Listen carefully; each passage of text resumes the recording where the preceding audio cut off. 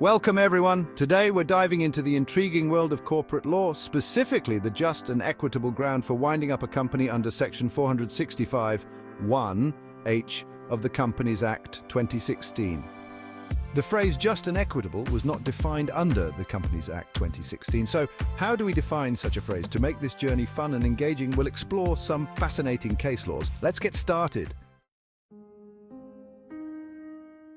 We can see the court often decides it is just and equitable to wind up a company when the principal objects cannot be achieved or departed from. Imagine a company, Dream Ventures Sendirian Berhad, established to produce the finest German date coffee.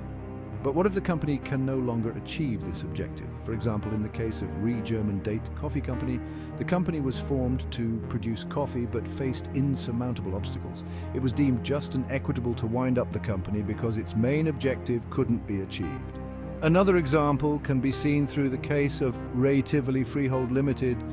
Here, the company deviated from its primary objective and it was considered just and equitable to wind up since the company's original purpose was no longer being pursued. Next, through various case law, the court upheld the principle of just and equitable to wind up a company when there is a deadlock in the company.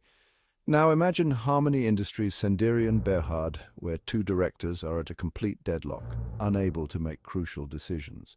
For example, in the case of Yanija Tobacco Co., the directors were in a deadlock, making it impossible to run the company effectively.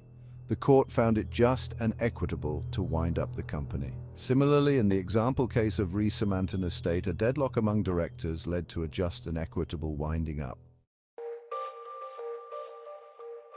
Next, when mutual trust and confidence are broken, the court often allows the company to be wound up to allow justice and equity to be upheld.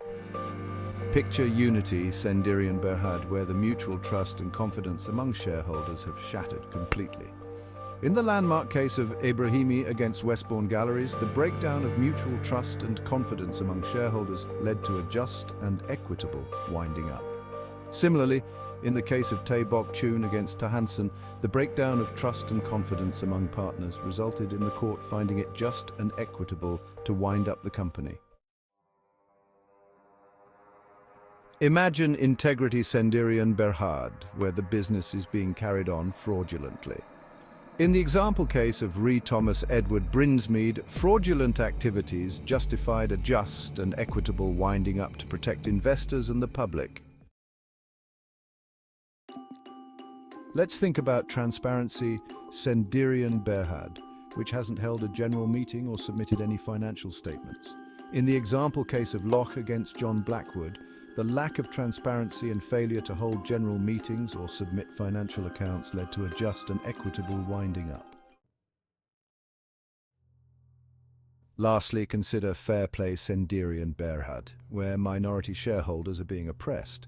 Under Section 346 of Companies Act 2016, if the court finds that the company's affairs are being conducted in an oppressive manner, it can order a just and equitable winding up to protect the interests of the oppressed shareholders. The case law for this example can be found under the topic of minority protection. And there you have it, folks. The just and equitable ground for winding up a company is a vital legal principle designed to ensure fairness and justice. Through these cases, we've seen how courts apply this principle to various situations, from deadlocks and broken trust to fraud and oppression. Thank you for joining us on this enlightening journey. Remember, understanding the law is not just about rules and regulations, it's about ensuring fairness and justice in every business venture. Until next time, keep exploring and learning.